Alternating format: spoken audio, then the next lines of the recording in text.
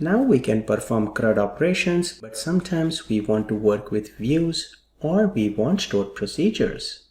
How do we interact with those? So for that, what we will first do is let me add a migration here. And we need to create the stored procedure as well as the view.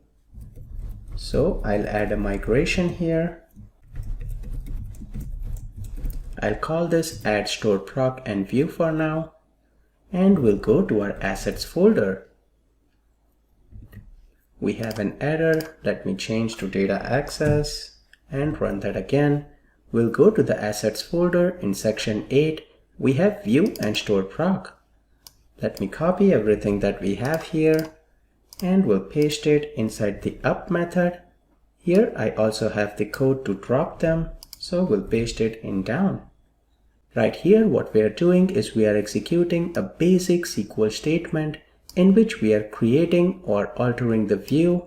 This is the view name. All we are doing is we are selecting ISBN, title, price from book. And we are creating a stored procedure here with a parameter which is book ID. And based on that, it will just retrieve everything from the books for that book ID.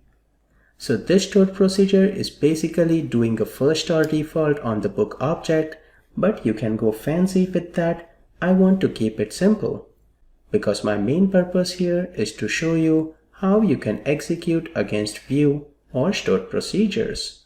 So for that, what we have to do is whatever is being returned from the procedure or a view, you need a model corresponding to that. We already have a model for all of the book, so we are covered right here. But for our view, we do not have that. So let's also create a model which will have 3 properties. So we can go to Solution Explorer and in Models, we can add a new model. I'll call this book details without mapping, or I can just call it with mapping view. Book details from view. Here I want to create 3 properties, which is ISBN, title and price, and I'll make it public. So this looks good. Now we have that which will match our view, and for our stored proc we have the book object.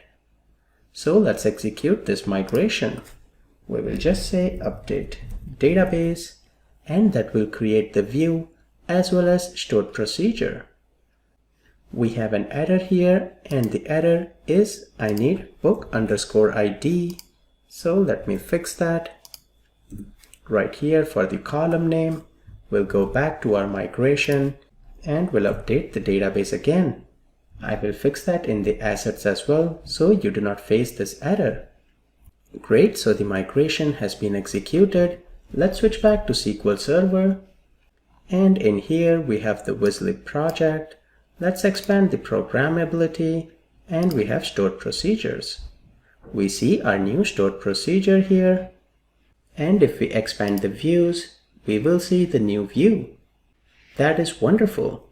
Now in the next video, let's see how we can call both of this using EF Core.